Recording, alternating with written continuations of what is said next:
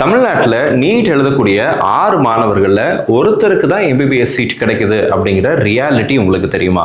இந்த வீடியோவில் தமிழ்நாட்டில் ஒட்டுமொத்தமாக எவ்வளோ மருத்துவ இடங்கள் இருக்குது, எம்பிபிஎஸ் சீட் டோட்டலாக எவ்வளோ இருக்குது, government colleges, pure government, semi government, private colleges, private universities, deemed universities, இந்த மாதிரி எத்தனை கல்லூரிகள் இருக்குது, அதில் எவ்வளோ சீட் இருக்குது, ஒட்டுமொத்தமாக காம்படிஷன் லெவல் எப்படி இருக்குது, 6 மாணவர்களில் ஒருத்தருக்கு தான் எம்பிபிஎஸ் சீட் கிடைக்கும்னு சொல்கிறீங்களா, அதனுடைய உண்மைத்தன்மை என்ன அப்படிங்கிறது எல்லாத்தையும் இந்த வீடியோவில் தெளிவாக பார்க்கலாம். வீடியோவை ஸ்கிப் பண்ணாமல் ஃபுல்லாக பாருங்கள். இந்த வீடியோவை இப்போ தான் நீங்கள் ஃபர்ஸ்ட் டைம் பார்க்குறீங்க அப்படின்னா மறக்காமல் சேனலை சப்ஸ்கிரைப் பண்ணி வச்சுக்கோங்க. பிகாஸ் நீட் 2026 ரிலேட்டடாக, கவுன்சிலிங் ரிலேட்டடாக நிறைய வீடியோஸ் இனி வருகிற நாட்டில் போஸ்ட் பண்ண போகிறோம். அந்த வீடியோஸ் எல்லாம் டெஃபினட்டாக உங்களுக்கு யூஸ்ஃபுல்லாக இருக்கும். ஸோ மறக்காமல் சேனலை சப்ஸ்கிரைப் பண்ணி வச்சுக்கோங்க. அண்ட் இந்த வீடியோவை உங்களுடைய நண்பர்கள் யாராவது நீட் எழுதுறாங்க அப்படின்னா அவங்களுக்கு மறக்காமல் ஷேர் பண்ணிவிடுங்க.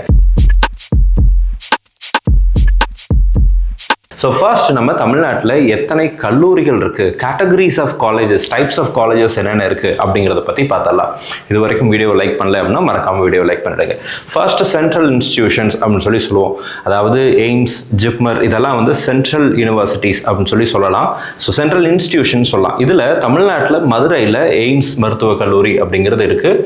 அதே மாதிரி கவர்மெண்ட் மெடிக்கல் காலேஜஸ் அப்படிங்கிறது தமிழ்நாட்டில் இருக்குது. ஒட்டுமொத்தமாக 37 அரசு மருத்துவக் கல்லூரிகள் இருக்குது. அந்த கவர்மெண்ட் காலேஜஸ் நம்ம எப்படி பிரிக்கிறோம்னு சொல்லி கேட்டீங்கன்னா பியூர் கவர்மெண்ட் மெடிக்கல் காலேஜ் அப்படின்னு சொல்லியும் செமி கவர்மெண்ட் மெடிக்கல் காலேஜ் அப்படின்னும் பிரிக்கிறோம். ஓகேங்களா?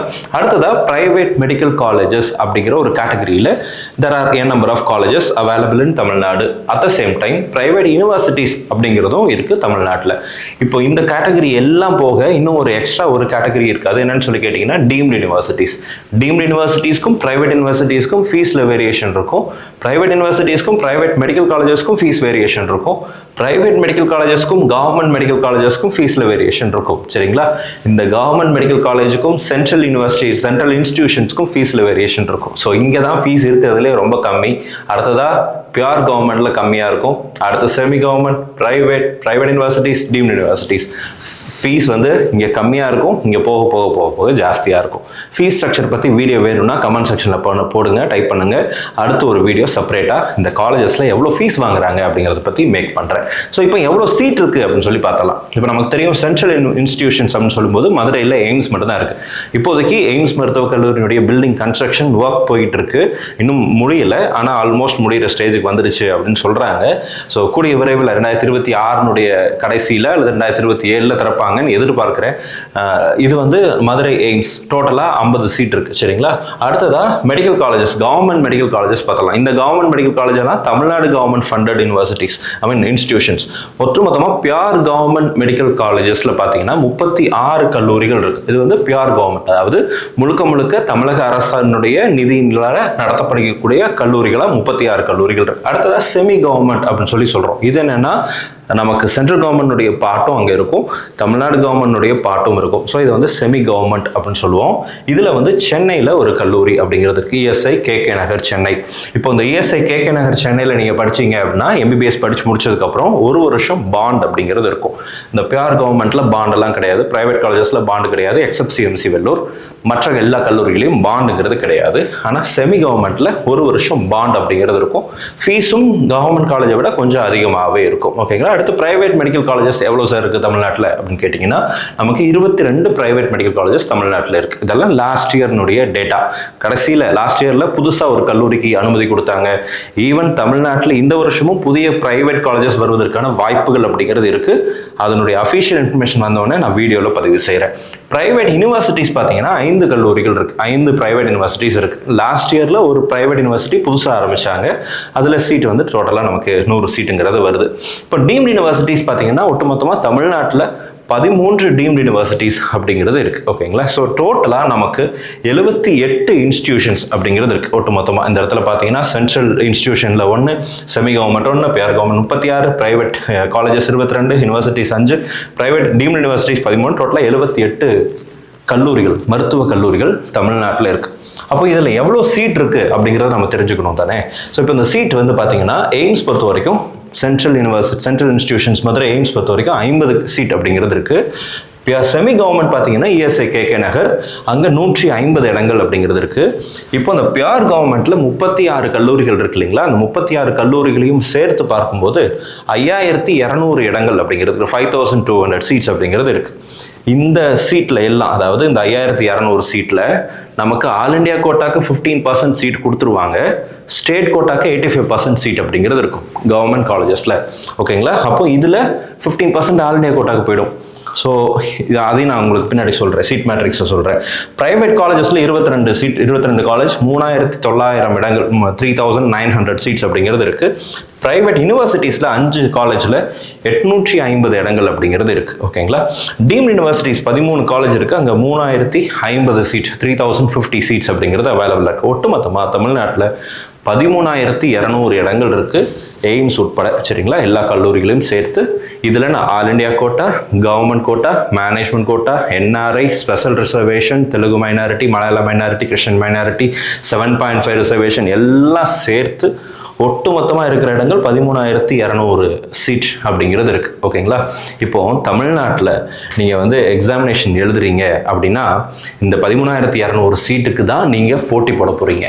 R you prepared for NEET 2026 அப்படிங்கிறத யோசிச்சு வச்சுக்குவாங்க. ஒரு வேளை இஃப் யூ ஆர் ரிப்பீட்டர், நான் ஆல்ரெடி ஒரு இயர் பிரேக் எடுத்து படிச்சுட்டு இருக்கேன் அப்படின்னா கொஞ்சமாவது சீரியஸோட இதுக்கப்புறம் இருக்கிற டைமையாவது வேஸ்ட் பண்ணாமல் நல்லா படிங்க. If you R a fresher, கண்டிப்பாக நீங்கள் வந்து ஹார்ட் ஒர்க் பண்ணி தான் ஆகணும். சரிங்களா, இப்போ எவ்வளோ மாணவர்கள் நீட் எழுதுறாங்க அப்படிங்கிறத பற்றி பார்த்தரலாம். ஓகேங்களா, இப்போ ஆல் இண்டியா லெவலில், இந்திய அளவில் ஒட்டுமொத்தமாக நமக்கு லாஸ்ட் இயர் 2025 பார்த்தீங்கன்னா 22,76,000 மாணவர்கள் நீட் எழுத போறதா ரிஜிஸ்ட்ரேஷன் பண்ணாங்க. ஆனால் கொஞ்சம் ஆப்சன்டீஸ் இருந்தாங்கல்ல, அப்போ எத்தனை பேர் அப்பியர் ஆனாங்கன்னா 22,09,318 மாணவர்கள், 22,09,318 ஸ்டூடெண்ட்ஸ் வந்து நீட் எக்ஸாம் எழுதுனாங்க லாஸ்ட் இயர் 2025. அதில் எவ்வளோ பேர் பாஸ் ஆனாங்க? குவாலிஃபைங் மார்க் அப்படிங்கிறது பார்த்தீங்கன்னா நமக்கு 12,36,531 அப்படிங்கிறதா பாசிங் பர்சன்டேஜாக இருக்குது. பாசிங் கேண்டிடேட்ஸ், குவாலிஃபைடு கேண்டிடேட்ஸ் அப்படின்னு சொல்லி சொல்கிறோம். இந்த குவாலிஃபைடு அப்படின்னா நீட்டில் பாஸ் மார்க் ஒரு 130 மார்க், 140 மார்க், 150 மார்க் இந்த மாதிரி ரேஞ்சில் எடுத்து ஓபிசிக்கு 40th பர்சன்டைல், ஜென்ரலுக்கு 50th பர்சன்டைல் அப்படின்ற அந்த குவாலிஃபைங் மார்க் எடுத்த மாணவர்களுடைய எண்ணிக்கை தான் 12,36,000 மாணவர்கள். பாஸ் பர்சன்டேஜ்னு பார்த்தீங்கன்னா 55.96, கிட்டத்தட்ட ஒரு 56% அப்படின்னு சொல்லி வச்சுக்கலாம். இதுதான் வந்து இந்திய அளவில் நீட்டில் குவாலிஃபை ஆன பாசிங் பர்சன்டேஜாக இருக்கு. ஓகேங்களா, ஸோ இப்போ நமக்கு தமிழ்நாட்டில் எத்தனை பேர் எழுதுனாங்க லாஸ்ட் இயர் அப்படிங்கிறதையும் நான் உங்களுக்கு டேட்டா எடுக்கிறேன். இதே மாதிரி லெவல் தான், இதே மாதிரியான ஒரு காம்படிஷன், அல்லது அதை விட கொஞ்சம் அதிகமான ஒரு காம்படிஷன் தான் இந்த வருஷம் இருக்கும். ஏன்னா இந்த வருஷம் நமக்கு பிபிடி அண்ட் பிஓடி, பிசியோதெரப்பிக்கும் ஆக்குபேஷனல் தெரப்பிக்கும் நீட் கம்பல்சரின்னு சொல்லி கொண்டு வந்திருக்காங்க. ஸோ அந்த கேண்டிடேட்ஸும் உள்ள வருவாங்க. ஓகேங்களா, ஸோ இப்போ டோட்டலாக லாஸ்ட் இயர் 1,40,158 ஸ்டூடெண்ட்ஸ் வந்து நீட் எழுதுவதற்காக ரிஜிஸ்ட்ரேஷன் பண்ணாங்க. அதில் கிட்டத்தட்ட ஒரு 5000 மாணவர்கள் ஆப்சென்ட் ஆயிட்டாங்க. அப்பியர்டு பார்த்தீங்கன்னா 1,35,718 கேண்டிடேட்ஸ் வந்து நீட் எழுதுனாங்க.